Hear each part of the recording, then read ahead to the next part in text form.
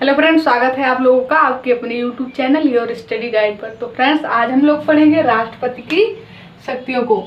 इससे पहले हम लोगों ने राष्ट्रपति के एक पार्ट को पढ़ लिया था, जिसमें हम लोगों ने उनके निर्वाचन, उनके शपथ, कई पॉइंटों को देखा था जिससे एग्जाम में क्वेश्चन पूछे जाते हैं। अब जो हमारा क्वेश्चन बच गया है, जो राष्ट्रपति की शक्तियों से पूछा जाता है, आज हम लोग उसे देखेंगे। तो आप लोग वीडियो को ध्यान से देखिएगा, क्योंकि आप लोग जानते हैं कि इससे बहुत से क्वेश्चन पूछे जाते हैं। उम्मीद करते हैं आप लोगों को वीडियो पसंद आएगा। वीडियो पसंद आए तो इसे लाइक करिए, सब्सक्राइब करिए, दोस्तों को शेयर करिए, जिससे आपका ये चैनल और आगे बढ़ सके। चलिए हम लोग पढ़ना स्टार्ट करते हैं। तो देखिए, हमारे राष्ट्रपति जो होते हैं वो कार्यपालिका के हेड होते हैं। ये हम लोगों ने इसके पहले वाले वीडियो में पढ़ लिया है। तब देखिए, ये क्वेश्चन आप लोगों ने अगर ऑब्जेक्टिव बनाया होगा, राष्ट्रपति की शक्तियों को पढ़ा होगा, तो उसमें देखा होगा कि बीपीएससी में अभी ये क्वेश्चन पूछा गया था कि राष्ट्रपति अपनी शक्तियों का प्रयोग आर्टिकल 53 के द्वारा स्वयं या अपने अधीनस्थों के द्वारा करते हैं। अब अधीनस्थों मतलब मंत्रिपरिषद के हेड कौन होते हैं?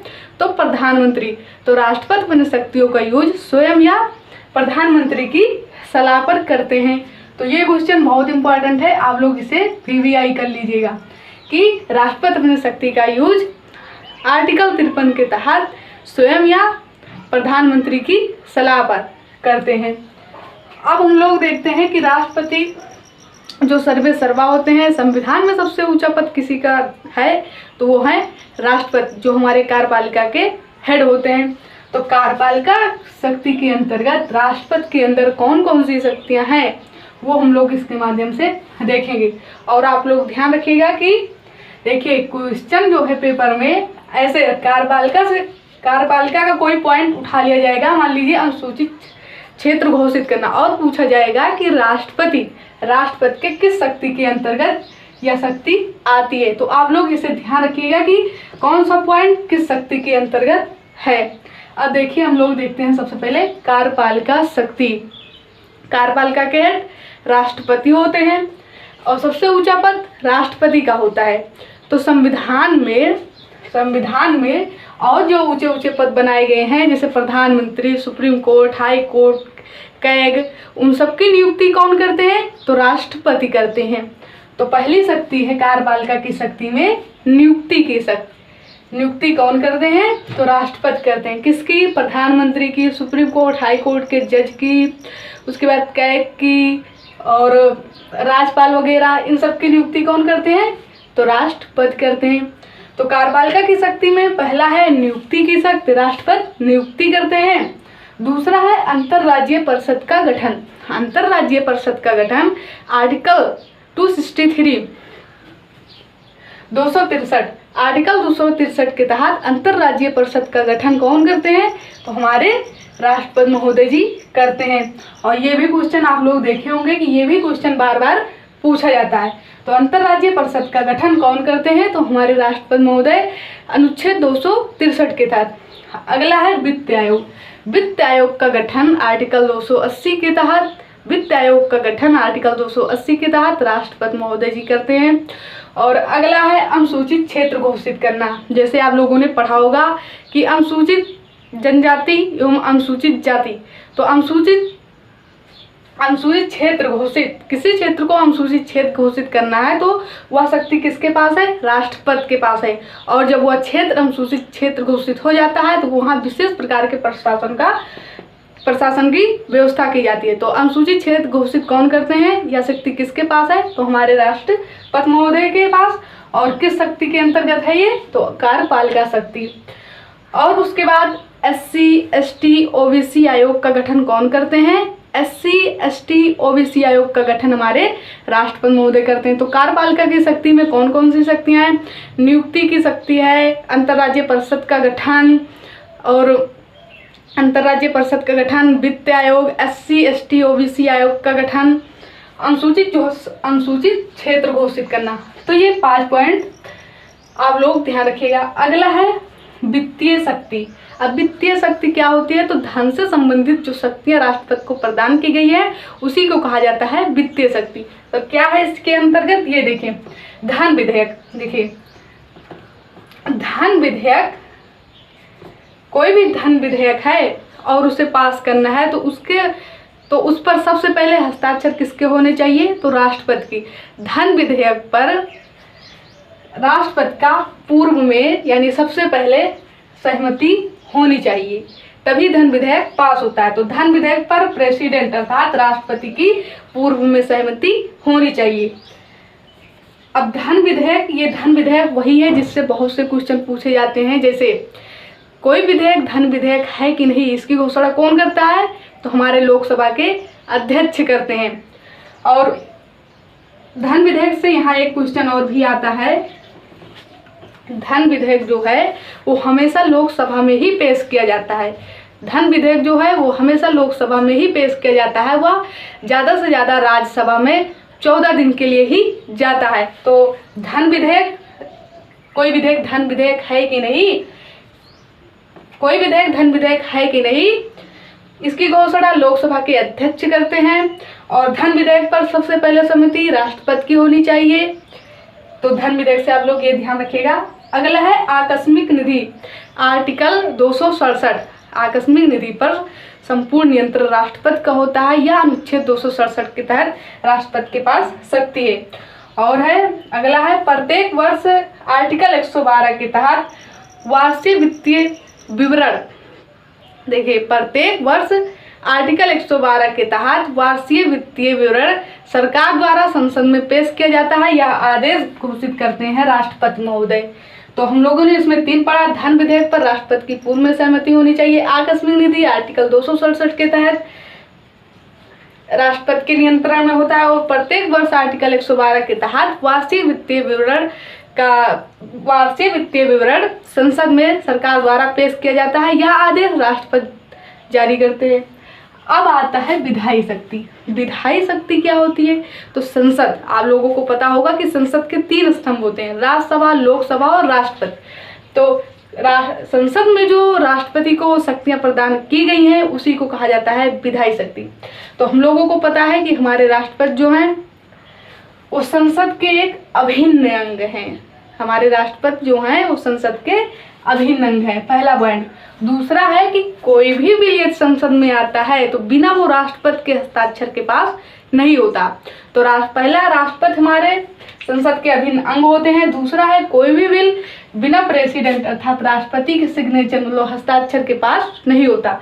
तो कोई भी बिल राष्ट्रपति के हस्ताक्षर के बिना पास नहीं होता। और इसमें आप लोगों को कुछ पॉइंट बताएंगे जिसमें और क्वेश्चन भी उससे पूछा जाता है कि जैसे पूछ लिया जाएगा कॉन्स्टिट्यूशन अमेंडमेंट में राष्ट्रपति की पूर्व में हस्ताक्षर चाहिए या बाद में, तब हम लोग इसे देखेंगे।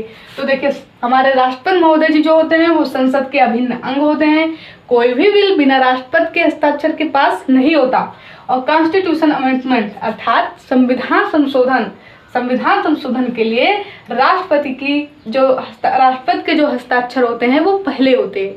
कॉन्स्टिट्यूशन अमेंडमेंट के लिए राष्ट्रपति के हस्ताक्षर पूर्व में होने चाहिए। और संचित निधि अर्थात सरकारी खजाने से धन निकालने के लिए राष्ट्रपति के हस्ताक्षर बाद में होते हैं। कॉन्स्टिट्यूशन अमेंडमेंट के लिए पहले होते हैं और संचित निधि से धन निकालने के लिए बाद में होते हैं। अगला है अध्यादेश। अध्यादेश आर्टिकल 123 के तहत राष्ट्रपति जारी करते हैं। अब अध्यादेश क्या होता है? तो देखिए, याद करने का सबसे अच्छा तरीका 1, 2, 3 हमारे संसद में कितने, देखिए संसद 3 स्तंभ से बना है, राज्यसभा, लोकसभा और राष्ट्रपति। तो क्या होता है, जब राष्ट्रपति लोकसभा, राज्यसभा और खुद तीनों की शक्ति अकेले यूज कर देते हैं, जैसे किसी परिस्थिति में जैसे लोकसभा, राज्यसभा अनअवेलेबल हो या किसी विशेष परिस्थिति में जब कोई बिल पास करनी होती है तो राष्ट्रपति स्वयं उस पर हस्ताक्षर अकेले करके उस बिल को पास कर देते हैं, तो उसी को कहा जाता है अध्यादेश। तो अध्यादेश जारी करने की शक्ति हमारे राष्ट्रपति महोदय के पास है आर्टिकल 123 के तहत। तो ये भी VVI है, इसे आप लोग इम्पोर्टेंट में लिखिएगा। अब है संसद को संबोधित। हमारे राष्ट्रपति महोदय के पास यह शक्ति है कि वो संसद में भाषण दे सकते हैं तथा संसद को संबोधित कर सकते हैं। तो संसद को संबोधित करने की शक्ति हमारे राष्ट्रपति महोदय जी के पास है। और किस शक्ति के अंतर्गत है ये? तो विधायी शक्ति। उसके बाद है संसद को सत्र सत्रावसना या लोकसभा को भंग करने की शक्ति। अब इसका मतलब क्या होता है, संसद को सत्र सत्रावसना अर्थात लोकसभा की बैठक को स्थगित करने के लिए, कुछ समय के लिए रोक देने के लिए, तथा लोकसभा को भंग आर्टिकल 25 के तहत लोकसभा को भंग करने की शक्ति हमारे राष्ट्रपति महोदय जी के पास है। तो हम लोगों ने इसमें पढ़ा संसद का अभिन्न अंग होते हैं राष्ट्रपति महोदय जी। कोई भी बिल बिना राष्ट्रपति के हस्ताक्षर के पास नहीं होता और कॉन्स्टिट्यूशन अमेंडमेंट के लिए राष्ट्रपति का हस्ताक्षर पूर्व में होना चाहिए। संचित निधि से धन निकालने के लिए राष्ट्रपति का हस्ताक्षर बाद में होना चाहिए। आर्टिकल 123 के तहत राष्ट्रपति अध्यादेश जारी कर सकते हैं। संसद को संबोधित करने की शक्ति राष्ट्रपति महोदय के पास है तथा संसद को सत्र सत्रावसना या लोकसभा को भंग करने की शक्ति हमारे राष्ट्रपति महोदय जी के पास है। अब हम लोग कुछ और देखते हैं, जैसे अभी वीटो शक्ति, सैन्य शक्ति और स्वाविवेक की शक्ति, इस सब को देखते हैं जिससे उससे भी क्वेश्चन पूछे जाते हैं और हम लोगों का एक भी क्वेश्चन छूटे ना, हम लोग ऐसा पढ़ेंगे। चलिए आगे बढ़ते हैं।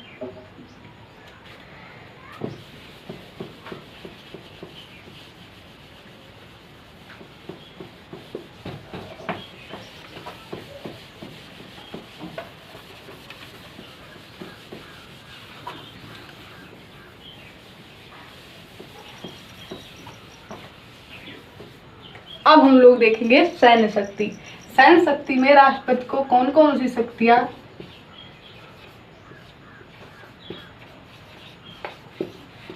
देखिए, सैन्य शक्ति में राष्ट्रपति को देखिए, हमारे यहाँ 3 प्रकार की सेना है। आर्मी, पहली शक्ति में आर्मी, उसके बाद नेवी और एयरफोर्स, तीनों सेना के जो हेड होते हैं वो हमारे राष्ट्रपति महोदय जी होते हैं। यह शक्ति हमारे राष्ट्रपति महोदय जी को मिली है कि वो आर्मी, नेवी और एयरफोर्स के हेड होते हैं। तथा दूसरी शक्ति इन्हें मिली है कि शांति या युद्ध की घोषणा कौन करते हैं, तो हमारे राष्ट्रपति महोदय जी करते हैं। तो सैन्य शक्ति में 2 ही याद रखना है कि आर्मी, नेवी और एयरफोर्स के हेड हमारे राष्ट्रपति महोदय जी होते हैं, और दूसरा है कि शांति या युद्ध की घोषणा करना हो तो कौन करते हैं, हमारे राष्ट्रपति महोदय जी करते हैं। अब उसके बाद अगली शक्ति है वीटो शक्ति। यह क्या है, वीटो शक्ति। तो देखिए, वीटो शक्ति में आप लोगों को ध्यान रखना है आर्टिकल 111 आर्टिकल 111 के तहत हमारे राष्ट्रपति महोदय जी के पास पॉकेट की शक्ति होती है। अर्थात देखिए, जब संसद में हमारे राष्ट्रपति के पास कोई भी बिल आता है तो देखिए उनके पास 3 ऑप्शन होते हैं।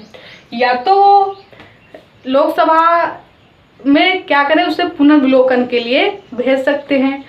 दूसरा है कि या तो वो उस पर हस्ताक्षर करके उसे पास कर दे। लेकिन 111 के तहत, आर्टिकल 111 के तहत उन्हें यह शक्ति मिली है कि वो उसे अपने पास कुछ समय के लिए रख सकते हैं। इसकी सीमा नहीं निर्धारित की है, इससे वह बिल काफ़ी समय तक रुका रहता है। तो आर्टिकल 111 के तहत उन्हें पॉकेट शक्ति मिली है। अब अगला हम लोग देखते हैं न्यायिक शक्ति। अब आप लोग सोच रहे होंगे कि हमने तो पढ़ा था डीपीएसपी में आर्टिकल 50 में कि कार्यपालिका और न्यायपालिका को अलग अलग करने की बात की गई थी, कार्यपालिका न्यायपालिका। तो इसमें भी अलग ही है, इसमें कुछ ऐसी विशेष शक्ति नहीं दी गई है कि जिससे कार्यपालिका और न्यायपालिका एक हों। तो देखिए, न्यायिक शक्ति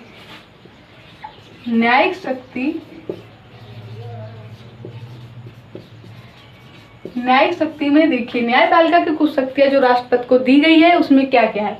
तो इसमें पहली शक्ति है आर्टिकल 72, अनुच्छेद 72 के तहत राष्ट्रपति को क्षमादान की शक्ति प्रदान की गई है।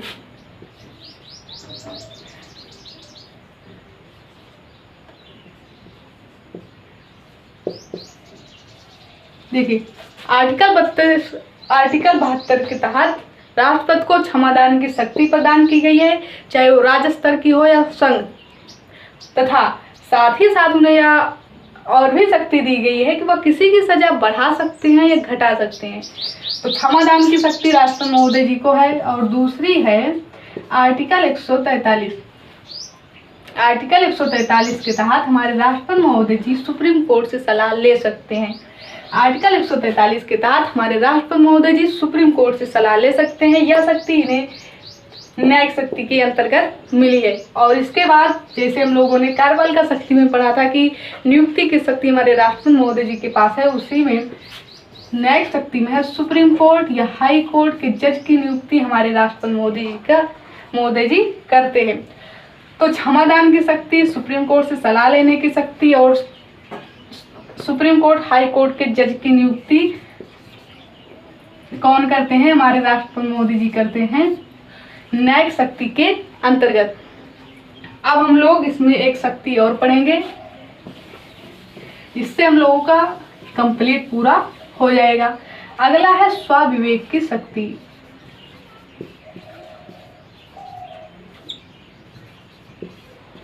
स्वविवेक की शक्ति के अंतर्गत क्या है? तो देखिए, यह शक्ति जो है वो अन्य शक्तियों में शामिल है। जैसे मान लीजिए लोकसभा में किसी भी दल को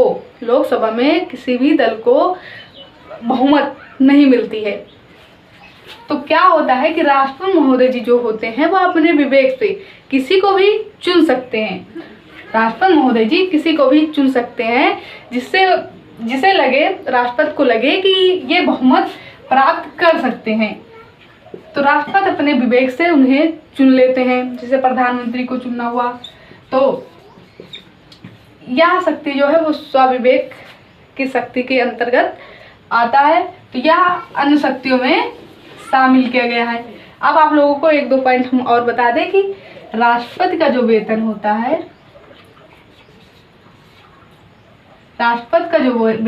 है, वह 5 लाख होता है, तथा राष्ट्रपति का जो कार्यकाल होता है उसे हम लोगों ने देखा था, तथा उस राष्ट्रपति का जो कार्यकाल होता है वह 5 वर्ष होता है। और यदि इसके अंतर्गत राष्ट्रपति की मृत्यु हो जाती है या किसी कारण की वजह से वो त्याग पत्र दे देते हैं, तो उनके पद पर 6 माह तक उपराष्ट्रपति कार्य करते हैं, तथा फिर चुनाव होकर नए राष्ट्रपति यहाँ नियुक्त होते हैं। लेकिन 6 माह तक, 5 वर्ष से पहले राष्ट्रपति की मृत्यु हो जाती है या किसी कारणवश वो त्यागपत्र दे देते हैं, तो उनके स्थान पर हमारे उपराष्ट्रपति महोदय जी 6 महीने तक कार्य करते हैं। तो राष्ट्रपति का वेतन 5 लाख होता है और कार्यकाल 5 वर्ष होता है जब से वो शपथ ग्रहण करते हैं, तथा इस बीच यदि उनकी मृत्यु हो जाती है या त्यागपत्र दे देते हैं, तो उनके स्थान पर उपराष्ट्रपति यानी प्रेसिडेंट उपराष्ट्रपति जी कार्य करते हैं। तो हम लोगों ने राष्ट्रपति की शक्तियों को पढ़ा, और इससे पहले वाले वीडियो में हम लोगों ने राष्ट्रपति के अधिकतर जितने भी ऑब्जेक्टिव बनते हैं हम लोगों ने उसे पढ़ लिया है। तो आप लोग वीडियो देखने के बाद ऑब्जेक्टिव जरूर बनाएं, इससे आप लोगों को चैप्टर पर अच्छी पकड़ हो जाएगी और आप लोगों को पता चलेगा कि हमारा वीडियो से कितना लाभ हो रहा है या हमारी तैयारी कितनी बेहतर चल रही है। तो हमारा सजेशन है कि आप लोग वीडियो देखने के बाद ऑब्जेक्टिव जरूर बनाया करिए, और उम्मीद करते हैं आप लोगों को वीडियो पसंद आया होगा। यदि वीडियो पसंद आया है तो इसे लाइक करें, सब्सक्राइब करें, दोस्तों के साथ साझा करें, जिससे आपका ये चैनल आगे बढ़ सके। Thank you for watching this video.